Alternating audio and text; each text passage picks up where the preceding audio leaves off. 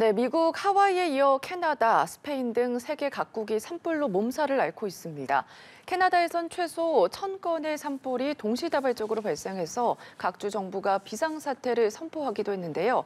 전리를 찾기 어려운 세계적인 산불 상황을 백승주 한국열린사이버대 소방방재학과 안전학과 교수와 짚어보겠습니다. 어서 오십시오. 안녕하십니까. 네, 먼저 하와이로 가보겠습니다. 벌써 산불이 발생한 지 2주째가 됐는데 네. 지금 진압이 지역별로 85% 이상 된 걸로 알고 있거든요. 근데 완전 진압이 되지는 않고 있는데 상황 먼저 짚어주시죠. 네, 일단은 그 지역이 인구 밀도가 관광지이긴 하지만 인구 밀도가 전역에 퍼져 있지는 않고 섬지, 산지, 오지가 많다 보니까요. 네. 그리고 그 화재가 급격하게 확산이 되면서 인명피해가 컸던 이유도 그 허리케인 도라의 풍속이 100km 시속을 육박하면서 초속으로 따지면 30m/s 육박하니까요. 그러니까 불이 이제 비화라 그래서 건너뛰면서 많이 확산을 됐죠. 그러다 보니까 네. 산불의 특성인 지중화, 잔불들이 많고 해서 그 진압의 여지를 또 두고 있는데 네. 현재는 좀 가라앉는 추세이기 때문에 당장 잔불 제거보다도 인명 구조, 수색에 조금 집중하고 있는 것으로 보입니다. 네, 진압도 문제지만 말씀해 주신 것처럼 지금 현재 시간 19일 오후 6시 기준으로 사망자가 114명인데 지금 신원 확인이 10명밖에 되지 않은 점도 걱정이거든요. 미국 국방부에서는 DNA 감식 전문 인력까지 투입했다고 하는데 그러면 조금 더 속도가 붙을까요? 네, 그렇죠. 이게 아무래도 근데 지역적인 특성상 네. 이게 본토와도 너무 멀리 떨어져 있고 네. 재해 규모가 너무 컸기 때문에 지금 하와이 제도가 이 면적 자체가 마우이 섬만 해도 우리 제주도 크기 정도가 됩니다. 그리고 광역에 피해가 집중이 되면서 지금 실종자와 사망자를 명확히 집계하기는 어려울 것 같고요. 그래서 절차적으로 DNA도 수집을 하지만 이게 실종자가 수색 후에 DNA 수집도 하지만 그에 따른 반대로 관광객이나 주민들에 대한 DNA 정보도 있어야 되는 거거든요. 네. 그래서 그렇기 때문에 좀 시간이 좀 많이 걸릴 것으로 보입니다. 네, 현재 미 연방재난관리청에서는 실종자 수를 1,100명에서 1,300명 정도로 추정을 하고 있거든요. 지금 수색이 이미 85% 진행이 됐고 사망자 수도 점점 더 늘 것으로 보이는데 실종자 수는 왜 줄지 않고 있는 거죠? 네, 그 당초보다 좀 실종자가 많이 집계가 돼가지고 좀 네. 많이 안타까운데요. 어떤 착오가 있길 바라는 마음이지만 이제 날짜를 거듭하면서 이런 그 지역 전체를 강타하는 자연재난에서는 그 구역 내부의 인구 정도는 가늠을 하지만 이게 어떻게 실종이 되고 사망인지 명확히 구분할 수가 없거든요. 그래서 네. 보통 이렇게 장기적으로 보면 이런 재난 같은 경우는 사망 실종자 이렇게 묶어서 집계가 되는데요. 그래서 좀 실종자가 좀 많지만 좀 착오가 있고 또 많이 좀 구조가 되기를 바라는 마음입니다. 예, 현재 40여 마리의 수색견 그리고 470명 정도의 구조대원이 수색 작업을 진행 중입니다. 네. 실종자 수가 1,000명 정도가 더 넘기 때문에 그와 관련해서 인력이 너무 미흡한 거 아니냐 이런 얘기도 나오고 있거든요. 말씀드린 원인이 그런 부분인 것 같습니다. 그 지금 그 대표적인 관광지 마우이 섬에 있는 라하이나 항구 같은 경우도 네. 역사도 오래됐지만 인구가 주민이 이제 10,000명 되면 관광객이 많을 때는 이제 4만 명까지 지금 2만 명 이상으로 추산이 되는데요. 역시나 그 마우이 섬이 크기가 아까 말씀드린 제주도 정도 크기가 되는데 네. 수백 명 정도의 인력을 가지고 지금 당장 다 수색해내기는 초반에는 도심지하고 차량 위주로 수색을 했는데 이제는 실종자를 대해서 이제 그 구조화 수색을 하다 보면은 전역으로 넓혀야 되잖아요. 네. 그렇기 때문에 면적이 넓기 때문에 지금 인원은 많이 부족한 것으로 보이고요.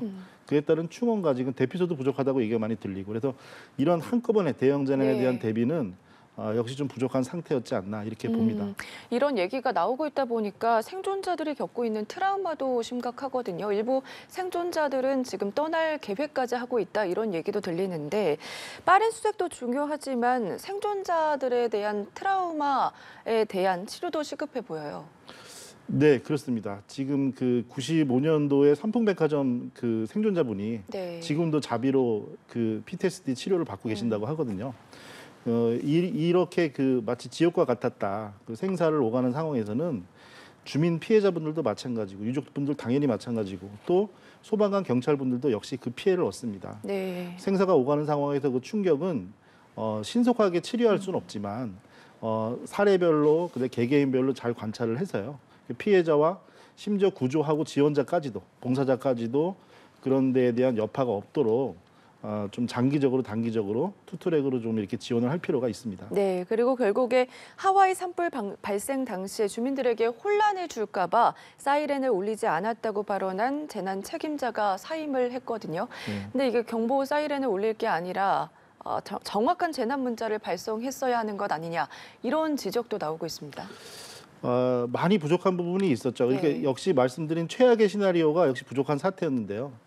재난 책임자한테 이제 사고 이후에 유족도 포함해서 뭐 전 세계 지금 귀가 이렇게 이목이 집중되고 있는데 그런 소리를 이렇게 하게 되면 허탈감이 커지게 되죠. 네. 그래서 뭐 사임을 했다는 거는 꼭 잘잘못을 떠나서라도 그런 식으로 하게 되면 아까 말씀드린 어떤 트라우마, PTSD 같은 부분도 상처가 네. 남게 되거든요. 그러면 책임을 지고 또 봉사자 주민분들, 국민분들도 같이 슬픔을 같이 느끼고 공감을 해야지 이게 피하는 부분에 집중하게 되면 오히려 더 상처가 커진다. 그래서 그 사례를 보면 그 말은 맞습니다. 왜냐하면 쓰나미 해일에 집중해왔기 때문에 대피 훈련을 특별히 강하게 하진 않았지만 사이렌이 울리면 바다에서 재난이 온다는 그 기본 개념을 가지고 있었던 네. 건 맞는데 이제 현 상황에서는 그 주민들이 이제 너무 답답하다게 말씀하는 것처럼 산에서부터 불이 내려오고 있는데 사이렌이 울렸으면 당연히 대피를 좀 먼저 하셨겠죠.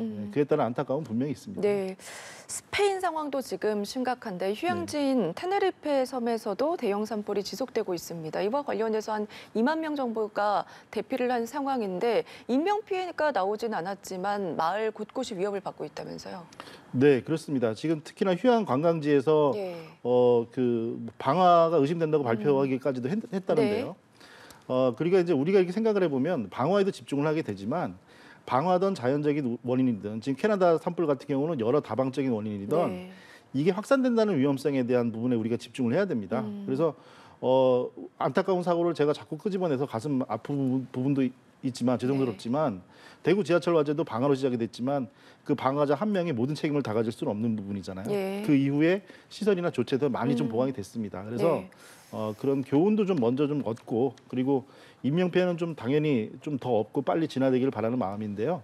그런 좀 과정에 대해서도 위험성은 심각하다. 우리도 좀 그런데 교훈을 얻어야 될 것 같습니다.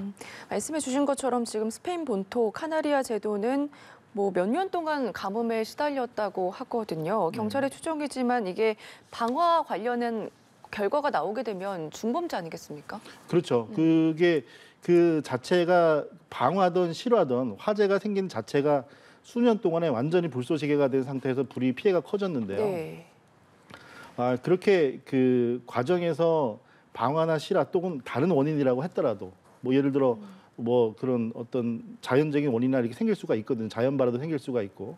그런데 그런 원인에서 좀 과정에 대한 위험성이 상당히 커왔다. 그럼 그에 따른 대비도 역시 네. 할 필요가 있다. 그 말씀 좀 드리고 싶습니다. 알겠습니다.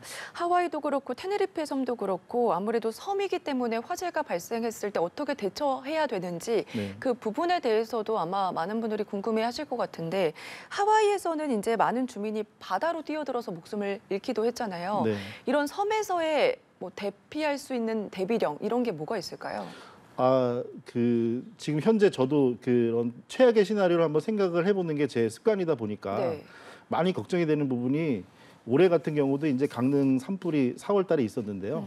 근데 큰 피해를 번지진 않았습니다. 그게 왜 그러냐면 그 해안가의 도시에서 그 야산에서 화재가 났기 때문에 그런데요. 네. 이렇게 화재가 바다로 내리미는 방향으로 강풍이 부는 상황에서 동과 서가 반대지 우리 양간지풍의 강릉 화재나 이번에 하와이 마우이섬 화재나 똑같습니다. 산불이 내려서 도심으로 밀어내리는데 피할 곳이 없잖아요. 네. 자, 그래서 이제 구조하신 분도 되시고 생명을 잃은 분도 계신데 물속으로 어떻게 뛰어들으라고 말씀드립니까? 물도 사람이 죽는 공간이 되는데요. 그러니까 이런 경우에는 도시계획 자체가 새로 해야 될 정비해야 될 필요가 있고요. 우리가 이제 오랜 우리 그 조상님들의 사찰 같은 데를 가보면 사찰이 목조 건물이긴 한데 화재에 많이 안전했던 이유는 이렇게 수림대를 두거든요. 네. 잔디밭과 그리고 흙을 도와가지고 완충지대를 두고 산하고 거리를 둡니다. 산 속에 있지만. 그래서 네. 도시계획과 건축 문화에 따른 재정비도 필요한 지역입니다. 네. 캐나다도 지금 곳곳에서 산불이 났는데 1000건이 동시다발적으로 발생을 했습니다. 이 역시 역사상 최악의 산불이다 이렇게 볼 수 있겠죠. 그렇습니다. 이게 그 한 1000건, 600건, 1000건 네. 이렇게 얘기를 하는데 한 지점의 화재가 꼭 어떤 아까 말씀드린 자연적인 원인이나 방화에 의한 거라고 볼 수도 있지만 그 비화에 대한 부분, 강풍이 예. 계속 부는 상태에서는 불씨가 날기 때문에 이게 1시간에 20km까지도 이동을 하거든요. 그래서 그렇게 번질 수가 있는데 캐나다가 엄청나게 광활해서 지금 우리나라 면적보다 큰 피해를 지금 소실을 됐거든요. 네. 하지만 좀 먼저 저는 비교를 좀 하고 싶은데요. 그 캐나다도 안타까운 일이지만 우리 그 산림청 소방대가 가서 한 달 동안 지원을 하고 오시기도 했습니다. 그런데 우리나라 같은 경우도 대략 면적으로 따지면 캐나다의 100분의 1 정도 됩니다. 그런데 작년 산불로 소실된 면적이 24,000헥타르에 달하거든요. 그러니까 이번 캐나다 산불 전체의 국가적인 충격으로 비율로 보면 거의 20%에 달하는 충격을 수년마다 한 번씩 우리도 겪고 있는 거예요. 네. 그래서 캐나다의 큰 산불은 규모 자체로만 보면은 남의 나라 일 같지만 그게 아니고 우리나라도 지금 그런 위험에 노출이 돼 있는 겁니다. 예. 캐나다 역시 지금 진화에 어려움을 겪고 있는 상황인데 특히 진화 작업에 투입됐던 최소 4명의 소방관이 목숨을 잃는 안타까운 사고도 있었거든요. 어떤 진화 방법이 지금 상황에서 동원이 돼야 된다고 보십니까?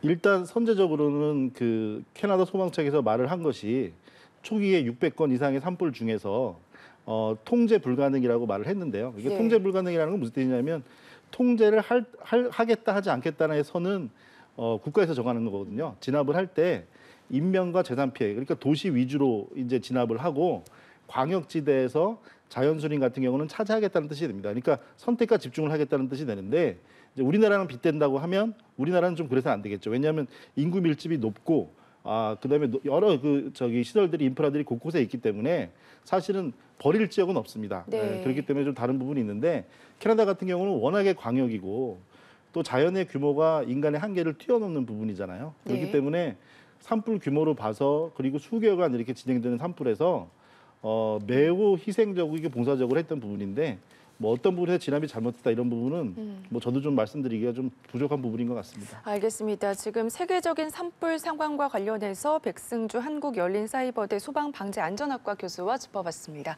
고맙습니다. 감사합니다.